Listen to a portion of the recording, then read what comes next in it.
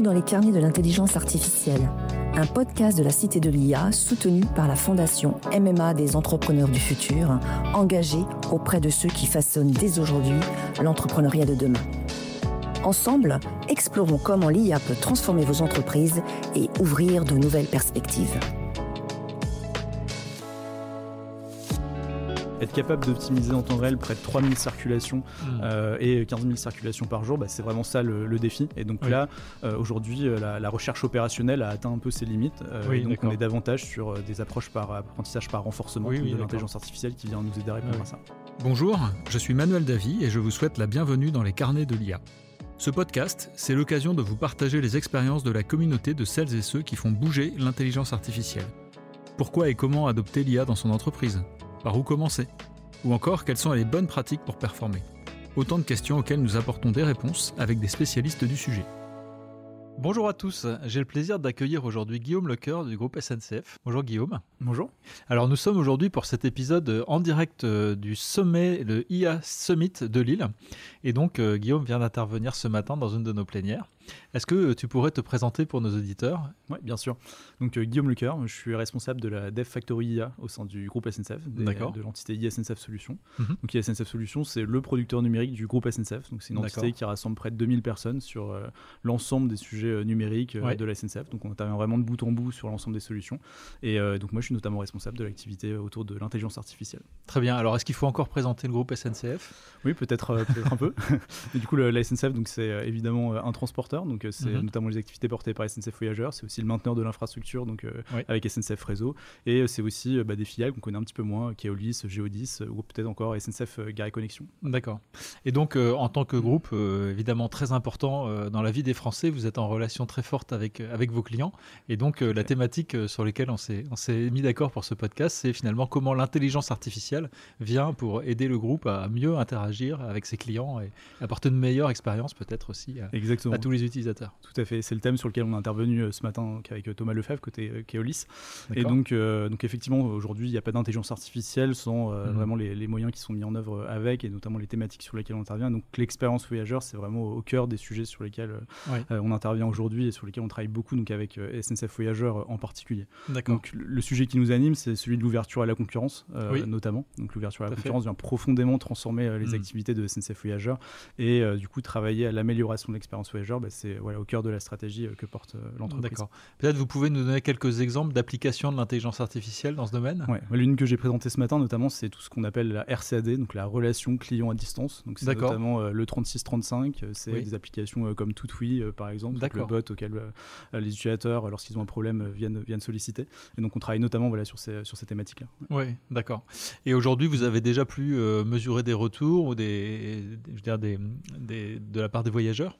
Alors aujourd'hui, on est vraiment sur des cas d'usage qu'on souhaite industrialiser, précisément sur la RCAD. Donc on n'a pas encore ces retours utilisateurs, mais ça fait partie justement des choses sur lesquelles on travaille activement pour pouvoir le plus rapidement possible les mettre en industrialisation et donc au cœur des voyageurs. D'accord. Comment sont identifiés finalement les cas d'usage sur lesquels vous allez investir du temps pour améliorer l'expérience voyageur ?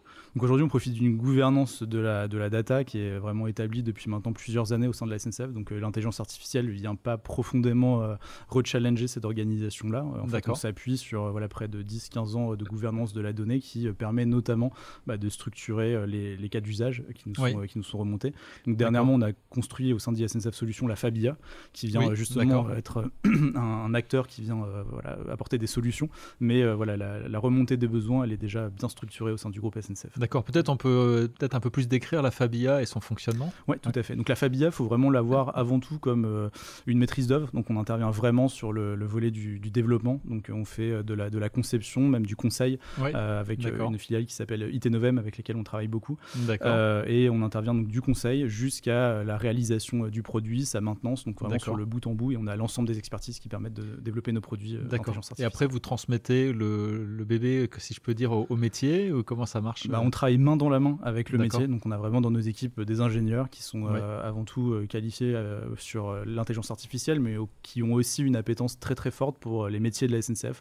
Donc c'est aussi des personnes qui viennent au contact des métiers, comprendre leurs problématiques, essayer d'apporter les meilleures solutions. Et donc à la fin, quand le produit est développé, effectivement, on le confie à la DSI, pour laquelle on travaille, qui va s'occuper de la maintenance du produit et qui travaille aussi activement avec nous à la mise en œuvre de la solution. D'accord. Et aujourd'hui, dans les métiers, l'identification des cas d'usage potentiels ou des candidats, ça se fait de manière naturelle ou vous avez aussi un rôle pour je dirais, faire émerger les sujets? Oui, on a aussi un rôle, effectivement, notamment sur la partie technique. Donc, notre rôle, il est notamment sur le fait d'identifier ce qui est le plus mature d'un point de vue technique, pour permettre les industrialisations, construire des socles techniques. Là où les métiers vont nous solliciter sur un certain nombre de cas d'usage, on va pouvoir effectivement exprimer notre avis pour dire que tel ou tel cas d'usage nous semble plus intéressant, plus mature pour l'industrialiser. Donc, au cœur de finalement tous ces cas d'usage, il y a le voyageur.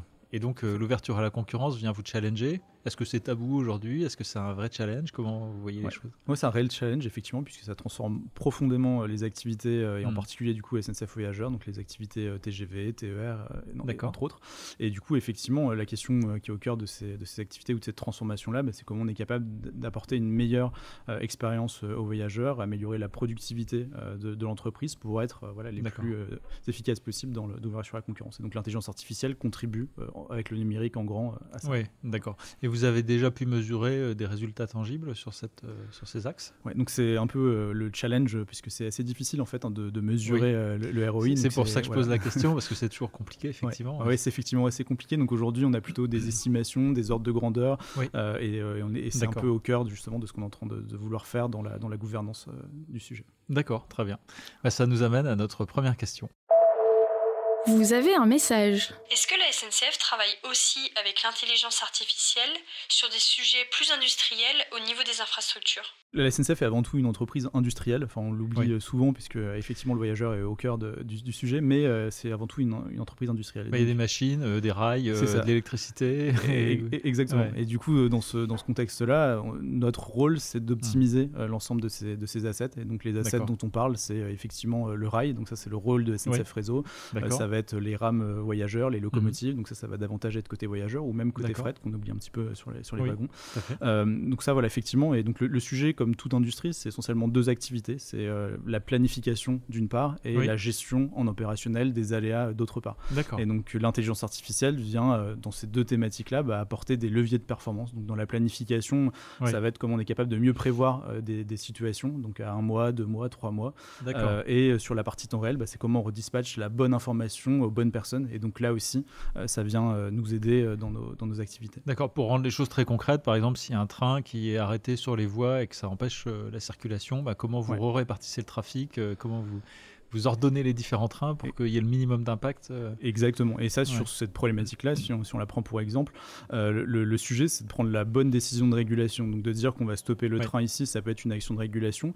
Pour autant, si 2 km plus loin ou 10 km plus loin, on met un retard d'autres circulations, ça va pas forcément être la meilleure décision qu'il fallait prendre. Et donc du coup, être capable d'optimiser en temps réel près de 3000 circulations et 15 000 circulations par jour, c'est vraiment ça le défi. Et donc là, aujourd'hui, la recherche opérationnelle a atteint un peu ses limites. Donc on est davantage sur des approches par apprentissage par renforcement de l'intelligence artificielle qui vient nous aider à répondre à ça. D'accord, très bien, c'est absolument passionnant. Et sur la maintenance et le maintien en conditions opérationnelles du matériel, vous avez des cas d'usage également? Complètement. Donc là, on est dans les technicentres. Et donc les technicentres, c'est les garages de la SNCF dans une certaine mesure. Donc c'est là où on vient opérer toutes les tâches de maintenance des trains, des circulations. Et du coup, la problématique à laquelle on fait face, c'est effectivement d'être capable de planifier au mieux les tâches. Et donc ça n'a pas de sens de planifier une tâche de maintenance si la tâche en question n'arrive pas à échéance avant un certain temps. Et donc c'est d'être capable d'optimiser l'ensemble de ces tâches-là. Et donc on travaille sur des outils, notamment un outil qui s'appelle Optima, qui vient là cette fois-ci avec de la recherche opérationnelle apporter des solutions sur ce sujet. D'accord. Et toutes ces solutions-là, elles sont développées avec des ingénieurs internes ou vous faites appel à des solutions du marché? Comment ça s'organise? C'est un peu les deux. Donc on travaille effectivement avec une grosse force de frappe en interne, donc au sein de SNCF Solutions, où on souhaite vraiment avoir des compétences qui maîtrisent ces solutions-là.